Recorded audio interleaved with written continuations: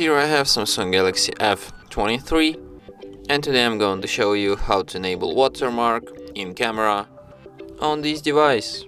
So firstly, let's open camera, then tap on the gear icon to access its settings, then go to the scroll down a bit, and here you can enable watermark, just like this. And now every photo you take will be marked with its watermark, just like this. And that's it. Thanks for watching. If you find this tutorial useful, don't forget to hit that like button and subscribe to our channel.